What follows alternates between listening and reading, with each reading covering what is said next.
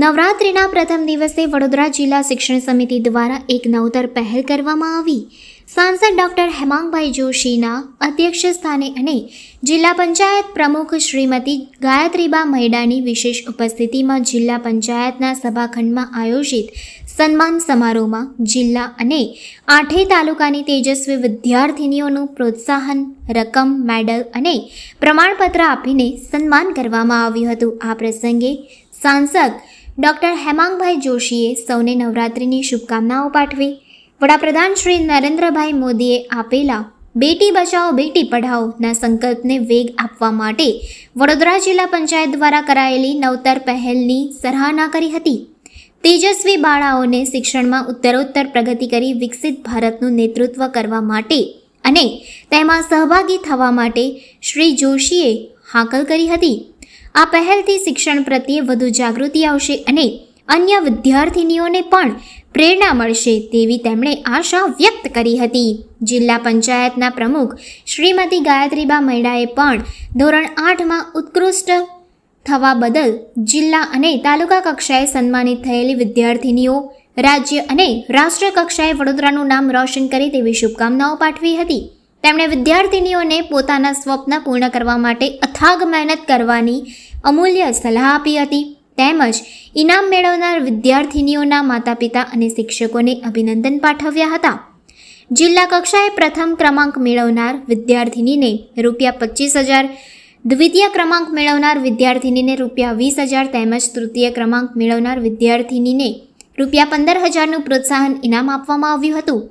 આવી જ રીતે તાલુકા કક્ષાએ પ્રથમ ક્રમાંક મેળવનાર વિદ્યાર્થીનીને ₹15,000, દ્વિતીય ક્રમાંક મેળવનાર વિદ્યાર્થીને ₹13,000 અને તૃતીય ક્રમાંક મેળવનારને ₹11,000 તથા ચોથો ક્રમ મેળવનાર વિદ્યાર્થીનીને ₹9,000 તેમજ પાંચમો ક્રમ મેળવનાર વિદ્યાર્થીનીને ₹7,000ની પ્રોત્સાહક રકમ એનાયત કરવામાં આવી હતી.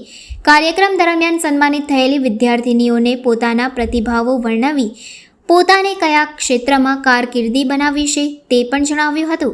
આ સન્માન સમારોહમાં જિલ્લા પંચાયતના ઉપપ્રમુખ શ્રી અશ્વિનભાઈ, કારોબારી અધ્યક્ષ શ્રી નિલેશભાઈ પુરાણી, દંડક શ્રી, શિક્ષણ સમિતિ સહિત વિવિધ સમિતિઓના ચેરમેનશ્રીઓ, વિરોધ પક્ષના નેતા, જિલ્લા પંચાયતના સભ્યશ્રીઓ, શિક્ષણ વિભાગના અધિકારીઓ, જિલ્લા પંચાયતની વિવિધ શાખાના અધિકારીશ્રીઓ, શિક્ષકગણ, તેજસ્વી વિદ્યાર્થીનીઓ અને તેમના માતા પિતા ઉપસ્થિત રહ્યા હતા.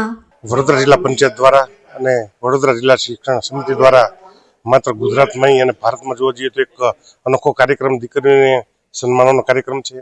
જ્યારે આજે આપણે જોવા જઈએ તો આજે નોરતાનો પ્રથમ દિવસ છે, મા અંબાની આરાધ્યનો દિવસ છે. તો આપણે વડોદરા જિલ્લામાં 43 જેટલી દીકરીઓનું જે ધોરણ 8 પાસ થયેલી છે દીકરીઓનું સન્માન કરવામાં આવેલ છે. એ દીકરીઓને રકમ, મેડલ અને પ્રમાણપત્રથી એનાયત કરવામાં આવેલ છે. જિલ્લા કક્ષાએ જે દીકરી પ્રથમ આવેલ છે એને અનુક્રમે 25,000, 20,000 અને 15,000. એ જ રીતે તાલુકા કક્ષાએ પ્રથમ જે 5 દીકરીઓ આવેલ છે એને 15,000, 13,000, 11,000, 9,000 અને 7,000નું ઇનામ આપેલ છે. આમ જોવા જઈએ તો સેવા પખવાડિયા અંતર્ગત માનનીય આપણા યશસ્વી વડાપ્રધાન મોદી સાહેબનું જે વિઝન હતું બેટી પઢાઓ બેટી બચાવો બેટી પઢાઓ એ ધ્યાનમાં રાખીને સમગ્ર દીકરીઓને પ્રોત્સાહિત કરવામાં આવેલ છે.